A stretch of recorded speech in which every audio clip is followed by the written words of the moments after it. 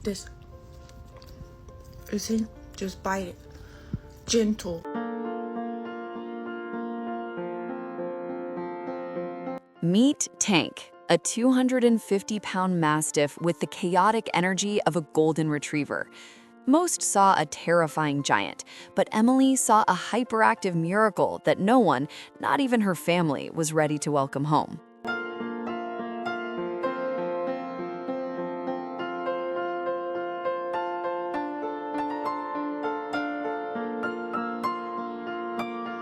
After tossing her graduation cap into the air, Emily found herself staring at job boards instead of a career. To fill the silence of unemployment, she spent her mornings at the local animal shelter. That's where she met Tank. He wasn't the lazy, drooling Mastiff people expected. He was a 250-pound powerhouse of pure, unadulterated joy who believed he was a lapdog. His previous owners surrendered him because his zoomies were a hazard to their children, claiming he was too much dog.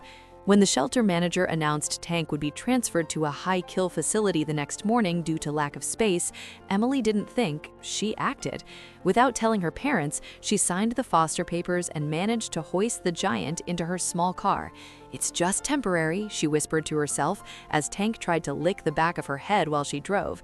She knew finding a home for a dog this big and this energetic would be a miracle, but she felt a soul-deep connection to his misunderstood spirit. To her, Tank wasn't a burden. He was a living, breathing reminder that being too much for some people just means you haven't found your right people yet. Before we continue this journey of unexpected friendship, if you believe every misunderstood dog deserves a second chance, please hit that subscribe button right now. Your support helps us tell these stories and find homes for giants like Tank. It genuinely breaks my heart when these stories go unheard, so join our family today. Once home, the reality of a 250-pound hyperactive guest hit hard. Tank didn't walk through the front door, he exploded through it, nearly taking the hinges with him. Emily's parents stood frozen as a mountain of fur and muscle began doing laps around their living room, knocking over a ceramic lamp with a single wag of his heavy tail. Her father's eyes were wide with disbelief, while her mother gripped the kitchen counter. Emily stood in the middle of the chaos, breathless but smiling, realizing her life and her house would never be the same again.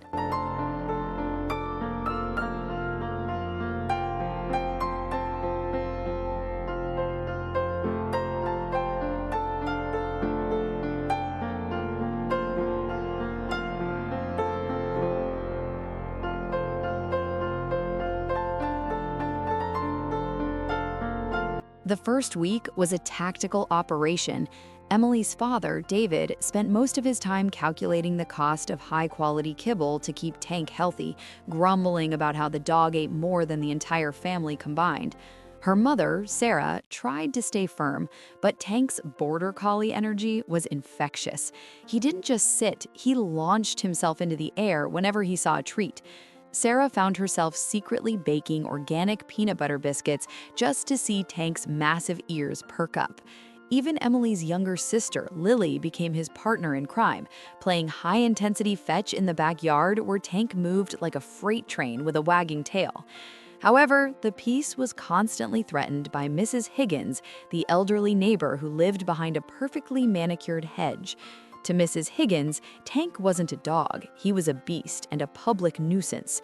Every time Tank barked at a passing butterfly or did a celebratory sprint, she was on the phone with the police. She claimed she was afraid for her life, accusing Emily of harboring a dangerous animal. The tension in the neighborhood peaked as officers visited the house twice in 4 days, only to find Tank sprawled out on the floor, exhausted from his own excitement. Emily's heart sank every time a squad car pulled up. She knew that if the complaints continued, the city might force her to give him up. She spent her nights researching training techniques, trying to channel Tank's incredible energy into something productive. But Tank lived for the moment. He didn't understand property lines or police reports. He only understood love and the thrill of a good run. One afternoon, as Emily watched Tank try to catch a squirrel with the agility of a dog a third of his size, she realized he wasn't trying to be difficult. He was just vibrating with the joy of finally being free from a cage. She vowed that no matter how many times the police showed up or how much the neighbors complained, she would fight for him. He was a 250-pound miracle, and she was the only one who truly saw his heart.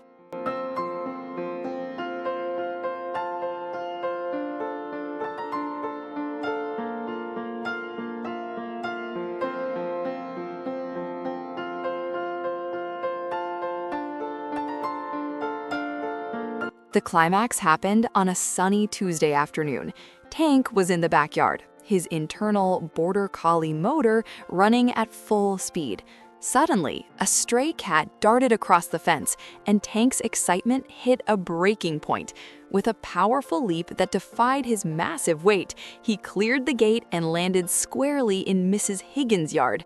The elderly woman, who was pruning her roses, let out a scream of pure terror as the 250-pound giant charged toward her. Emily sprinted after him, her heart in her throat, fearing the worst.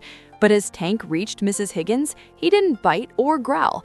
Instead, he skidded to a halt, sat on her feet, and launched a massive, wet tongue directly across her face, covering her from chin to forehead in a slobbery kiss. Mrs. Higgins froze, her eyes squeezed shut. But then something incredible happened. She started to giggle. The beast wasn't attacking, he was inviting her to play. Emily watched in shock as the woman who had called the police 5 times in a week began scratching Tank behind his giant ears. Within minutes, the yard became a playground as Tank performed his signature high-speed zoomies around the rose bushes, his heavy paws thundering like a drum solo. Mrs. Higgins wasn't just smiling, she was cheering him on, her lonely garden suddenly echoing with laughter instead of silence. Emily felt a massive weight lift off her shoulders, realizing that Tank's chaotic spirit hadn't just saved him, it had broken the walls of isolation around her neighbor too. A few days later, a familiar car pulled into Emily's driveway. It was Mrs. Higgins, but she wasn't there to complain. She opened her back door and out hopped a scruffy, energetic shelter dog she had adopted that morning. "Tank needs a friend who can keep up with him," she said with a wink. Watching the 2 dogs wrestle in the grass, Emily knew she had won. Her family had fully embraced the chaos. Her neighbor was now her best ally, and Tank was finally home. If this story warmed your heart, please leave a comment below telling us about your own rescue dog. Don't forget to like this video and share it with someone who needs a smile today. Your engagement helps us save more lives like Tank's. As the sun set, Emily sat on the porch, a 250-pound head resting heavily on her lap, knowing that sometimes the too much dogs are exactly what we need to make our lives complete.